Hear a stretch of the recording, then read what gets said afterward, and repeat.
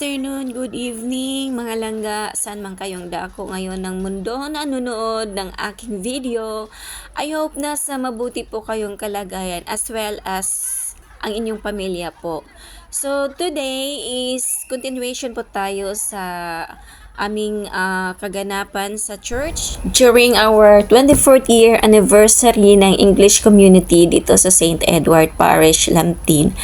So today guys is lalaruin namin ang kadang-kadang or ano bang tawag nito sa English?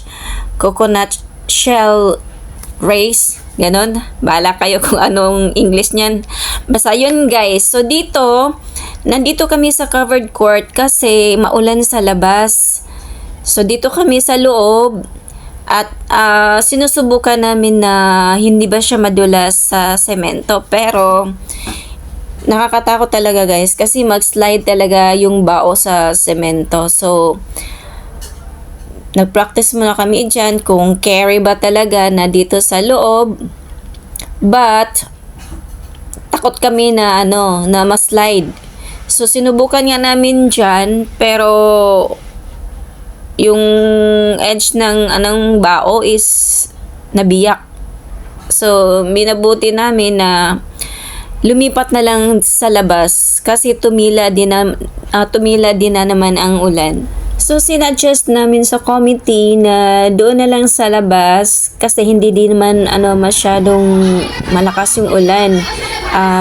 Lang naman parang showering na lang. So suggest namin na sa labas na lang kasi mas kapit kasi doon ang bao sa rubber mat, anong tawag doon? Malambot kasi yung mat sa labas, so hindi siya madulas kahit maulan. Although yung palang namin ang madulas doon sa bao, pero carry na yun kaysa dyan sa semento. It was aksidente ba? So ayan po guys, enjoy watching po. Oo, kasi tumatigas. Mas maganda doon sa labas.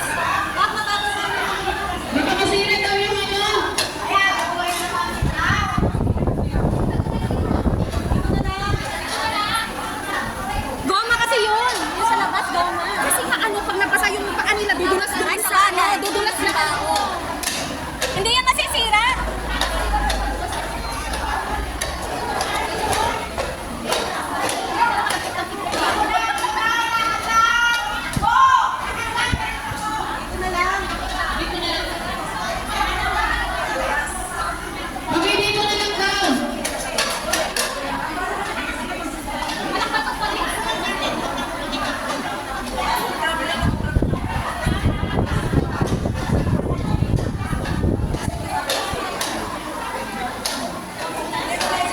Parang hindi kaya nung isa.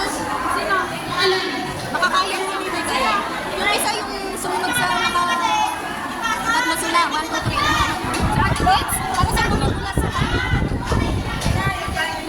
Practice niya, hindi mo niya na-practice. Sige nga, pa-practice mo. Practice mo sa kanya. Hindi nga, ikaw nga. Ay, hindi yung sa kanya. Ikaw nga. Try mo. Si ate, ikaw. Ay, ayaw ni ano. Ay, ayaw. Ay, di. Ayaw.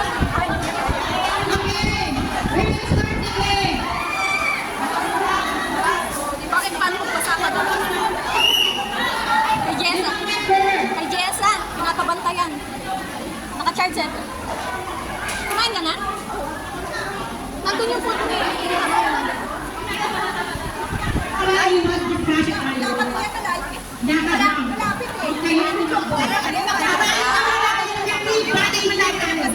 Delikado. Mabasag yan.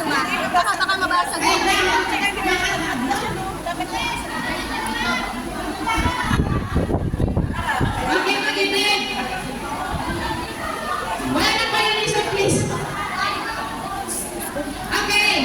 Once na kayo ay nadapa or natulog sa ganda, huwag na kayo bumalik, direksyon na. Oo. Pero mabagal pa rin yung x-ray na. Maliwanag.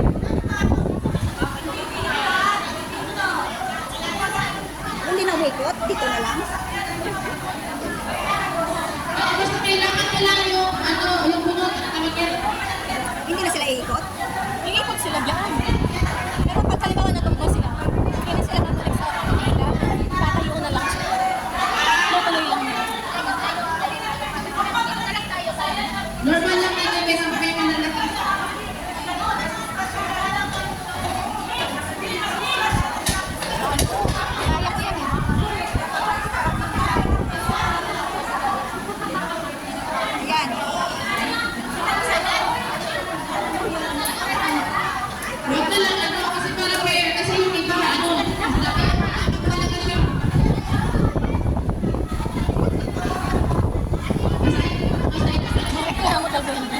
Sabi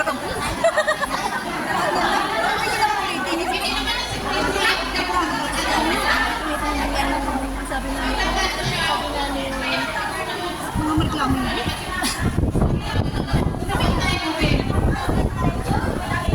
Dapat ulitin. Pwede namang ulitin. Dapat sports. Sige na, ready na. Hoy, mag-ingat kayo. Wala tayong insurance. Dapat tayo ng surat. Wala ka netting.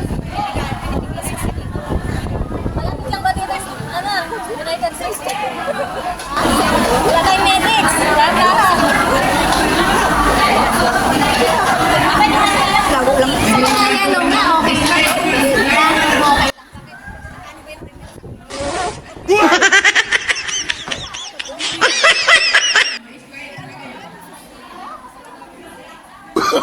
Oh, no, no, no, no.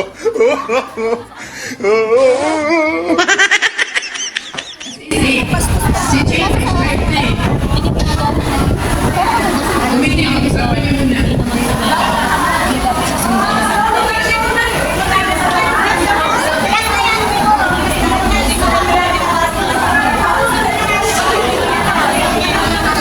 Doon kayo sa labas. Ang paano naman pabasa. Slide kayo sa saksa. Okay, everybody go out. Go to the outdoor. Kasi paano nga, slide madulas sa bagay. Sa bagay. Dito kayo sa puting muna.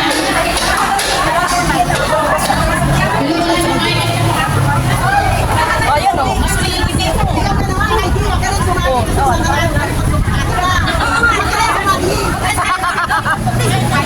Pambato namin yan eh. Green nga yan eh. Go green! Go green! Go green! Go, go, go!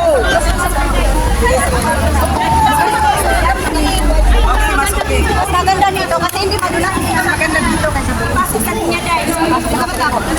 Ayan, maganda walang tulog ko. Ano na ubus ng bakirin mo? Kunin mo yung power bank mo.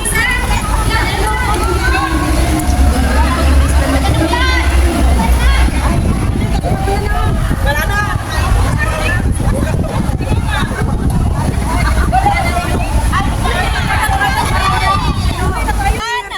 Nanalo na yung lahat. Wala. Oh, hindi. Diyan ka na relax. Walang iya ka, Bibi? Lakaw lang gani. Mag-takbo kayo, disqualified kayo. Sige kayo.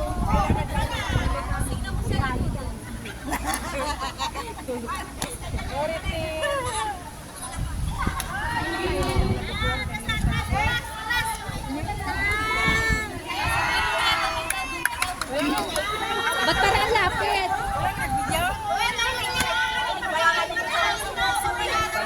Ganda pa naman ang pila niya. Ganda pa yung pila.